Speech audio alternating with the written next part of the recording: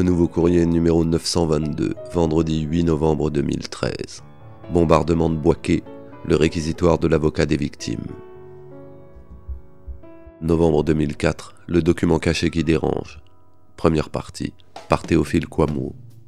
Le Nouveau Courrier a réussi à se procurer un mémorandum rédigé par Jean Ballan, avocat commis par les parents des victimes du bombardement de Boaké le 6 novembre 2004. Un document qui renforce fortement, sans l'assumer, la thèse du complot orchestré par les autorités françaises pour se débarrasser du président ivoirien. Première partie de la synthèse que nous avons réalisée sur la foi de ses écrits, d'où émergent des révélations explosives. Les dernières déclarations parues dans Jeune Afrique du 28 octobre 2013 des généraux français récemment interrogés par une juge française sur la question renforcent la thèse du complot contre Laurent Gbagbo. C'est l'histoire d'un avocat français spécialiste du tribunal aux armées, commis à la défense des intérêts des familles des militaires hexagonaux tués lors des événements de novembre 2004 à Boaké. Quand il prend le dossier du bombardement de la base Vie Descartes, où étaient positionnés les soldats tués au moment de l'opération César, communément appelée Dignité, il ne doute pas particulièrement de la version officielle fournie par l'armée et le gouvernement de son pays. Les soldats de la paix français ont été lâchement tués lors d'une attaque aérienne intentionnelle menée par des mercenaires biélorusses sous l'instigation du président ivoirien Laurent Gbagbo, pense-t-il. Au fil des années, de la découverte de zones d'ombre plus que troublantes et d'énormes mensonges d'État, il croit de plus en plus à la thèse développée par un certain nombre d'analystes en Côte d'Ivoire depuis des années. La France officielle a elle-même orchestré la mort de ses soldats pour pouvoir perpétrer un coup d'État légitime dans cette ancienne colonie. C'est en tout cas ce qui transparaît d'un mémorandum de 31 pages dactylographié qu'il a rédigé à l'endroit de ses clients, les membres des familles des soldats français tués, et dont le Nouveau Courrier s'est procuré une copie. Vu la richesse de ce document qui permet pour la première fois à des observateurs indépendants en Côte d'Ivoire d'avoir une idée très claire du contenu du dossier d'instruction dans cette affaire, nous allons l'évoquer. Nous commencerons par tous les éléments éclairants d'une lumière crue, la féroce volonté de l'État français de saboter l'enquête sur la mort de ses soldats, de détruire définitivement toutes les preuves et de camoufler les indices existants. Par la suite, nous reviendrons sur le très intéressant cas du général Henri Poncet qui apparaît sous un jour inédit. Nous conclurons en vous révélant les écrits les plus troublants de l'avocat qui nous donnent de voir au loin une des affaires d'État les plus scandaleuses de l'histoire contemporaine de la France. En lisant le texte de Jean Ballan, on abandonne toute idée d'enchaînement de maladresse côté français. Un plan prémédité d'obstruction de la justice apparaît clairement, et ce, dès le 6 novembre 2004. Éviter à tout prix une autopsie, bloquer le début de l'enquête jusqu'aux inhumations des victimes. Les médias français l'ont révélé depuis des années. Les dépouilles des militaires français décédés en novembre 2004 n'ont pas été autopsiées. Dans son mémorandum, maître Jean Ballan le confirme et s'en offusque. J'attire votre attention sur le fait que dès le 7 novembre, on était officiellement concernant l'identification des victimes dans le cadre d'une procédure de délit flagrant. Ce délit flagrant était de toute évidence de nature criminelle. Or, la loi française est claire dans ce cas. En cas de crime supposé, une autopsie est obligatoire. Elle n'a jamais eu lieu. Fin de citation. Le quotidien français Le Figaro l'avait déjà relevé le 9 novembre 2006. Les corps de 2 soldats ont été intervertis par erreur de l'armée française qui les a enterrés l'un à la place de l'autre.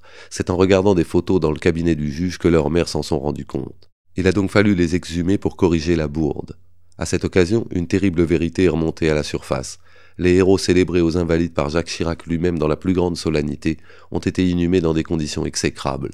Je cite: « On a découvert que les corps avaient été initialement enterrés chacun dans un sac mortuaire, dans un cercueil plombé en l'état, tels qu'ils avaient été trouvés sur le terrain, couverts de sang, de poussière, vêtements déchirés, sans être lavés, habillés.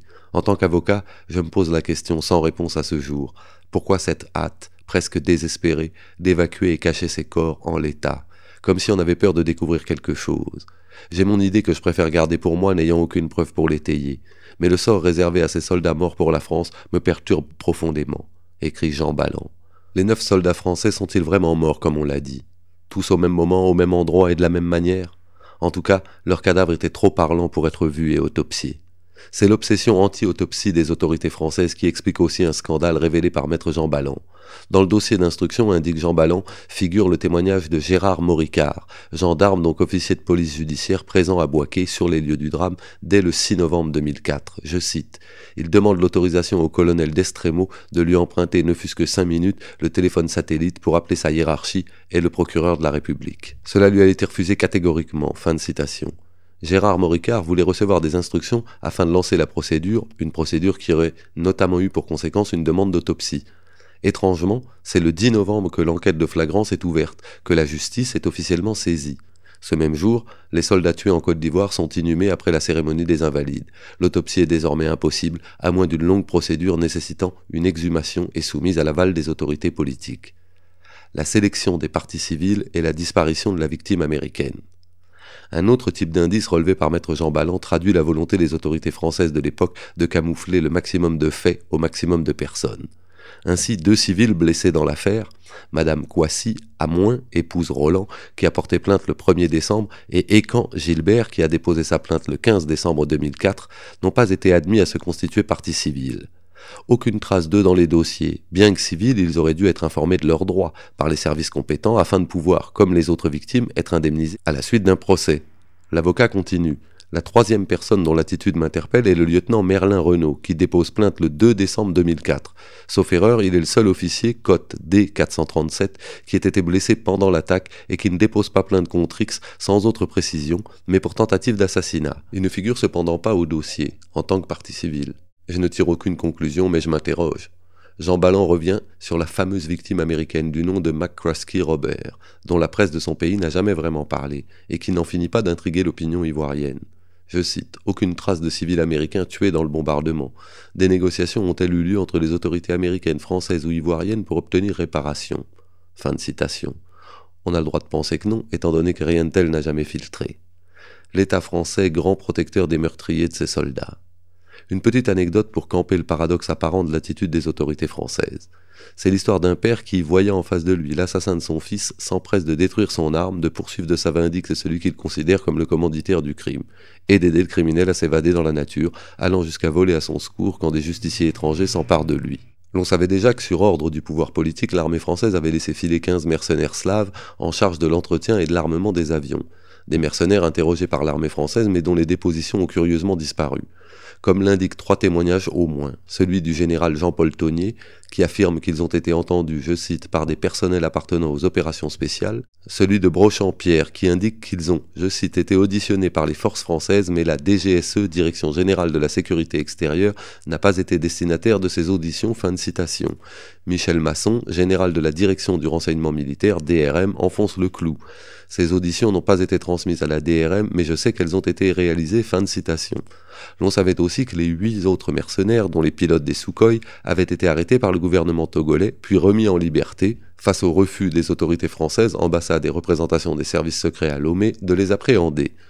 Mais le document écrit par Jean Balland nous permet d'avoir accès à des témoignages établissant clairement que la ministre de la Défense d'alors, Michèle Alliot-Marie, a menti et dissimulé des documents pour protéger les fameux pilotes biélorusses et justifier cette étrange protection. Lors d'une séance de questions au gouvernement à l'Assemblée nationale française, elle répondait à une question du député Jean-Luc Warsmann, UMP, lui demandant s'il avait été possible de reconnaître les pilotes du Sukhoi. Je cite, « L'équipage de l'avion Sukhoi n'a pas été identifié. Les 2 membres de l'équipage se sont enfuis. » Fin de citation. Justifiant le refus de son gouvernement d'arrêter les pilotes arrêtés au Togo, elle affirmait à des journalistes « À l'époque, nous n'avions aucun élément de preuve. Les photos notamment n'étaient pas déterminantes. On n'a d'ailleurs jamais identifié les pilotes. Si nous avions à l'époque interrogé ces individus, nous serions probablement traduits aujourd'hui devant un tribunal international. C'est très frustrant d'être empêché d'agir, mais c'est l'honneur des démocraties que de respecter le droit. » Fin de citation. Le témoignage de Xavier Alibaud, militaire français qui a pu identifier formellement Yuri Shouchkine, un des pilotes mis en cause, détruit cet édifice mensonger. Je cite, « 2 sous-dossiers vidéo contiennent les 2 équipages à leur retour du bombardement du camp français. Je suis absolument affirmatif sur ce point. Les avions n'étaient pas encore revenus, que nous savions déjà qu'ils avaient bombardé Bouaké. Je peux vous dire que ces bulletins de documentation, je les ai faits avec la rage, et dans le but que les auteurs du bombardement soient identifiés et si possible interpellés. Si vous disposez des 9 bulletins d'information que j'ai établis, je pense que vous avez accès à tout ce qui s'est passé à l'aéroport entre le 2 et le 6 novembre 2004. Des propos corroborés par les témoignages du capitaine miétanais Jean Hilaire, D1446 et D1460, et du capitaine Rosalie Eric, D1868. Le colonel Guyoni Vincent confirme « C'est le pouvoir politique qui a donné l'ordre de détruire les avions. L'ordre est venu rapidement, même avant que les avions atterrissent. Les pilotes n'étaient pas une priorité. » Fin de citation. Le général Taunier Paul renchérit. L'ordre a été donné de détruire les Sukhoi. À ma connaissance, aucun ordre n'a été donné par rapport aux pilotes en cause. Fin de citation. Reconstituons mentalement les faits. Les soldats basés à Yamoussoukro viennent d'apprendre qu'un Sukhoi a lancé intentionnellement des roquettes meurtrières sur leurs camarades de Bouaké. Et voici que cet avion militaire est au-dessus de leur tête. Il peut récidiver. Non seulement il n'essaie pas de l'abattre en plein vol, mais en plus, quand il se pose et qu'il demeure toujours dangereux, il laisse les assassins descendre tranquillement et s'en aller très loin avant de lancer une opération de destruction systématique de la force aérienne ivoirienne qui ira jusque dans les jardins de la présidence à Yamoussoukro et à l'aéroport d'Abidjan-Port-Boué. Étrange conception de la prudence. Maître Balland écrit: les militaires du terrain n'ont pas été consultés. À aucun moment il ne fut envisagé avec eux s'il était possible, sans danger ou tout simplement faisable, d'arrêter les pilotes. Le sentiment que j'ai, c'est que délibérément on n'a pas souhaité les appréhender. Quant aux boîtes noires, généralement source de renseignements, je ne sais même pas s'il y a des boîtes noires sur un Sukhoi. Peut-être n'ai-je pas lu avec suffisamment d'attention la fiche technique de ce genre d'appareil. Ce qui me rend perplexe, c'est qu'aucun militaire interrogé dans le dossier n'a eu de réponse précise sur ce point. Il est intéressant de lire une note D1340 du général d'armée Henri Bintéja, chef d'état-major ni plus ni moins, adressée au commissaire divisionnaire Noël Robin, chef de la brigade criminelle. Je cite: à ma connaissance, les appareils Sukhoi n'avaient pas de boîte noire, et en tout cas elles n'ont jamais été récupérées. Fin de citation. Je trouve cela léger et contradictoire.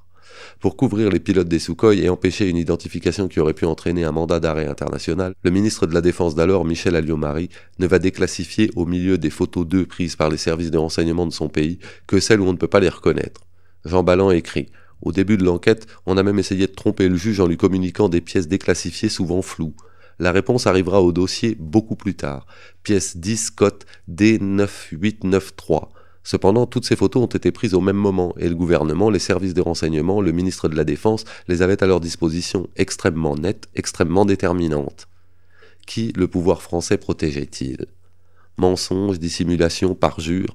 Michel Alliot-Marie, ministre de la Défense, et Henri Bintéja, chef d'état-major, ont utilisé toutes les armes à leur disposition pour saboter l'enquête sur ce qui s'est réellement passé à Bouaké en novembre 2004.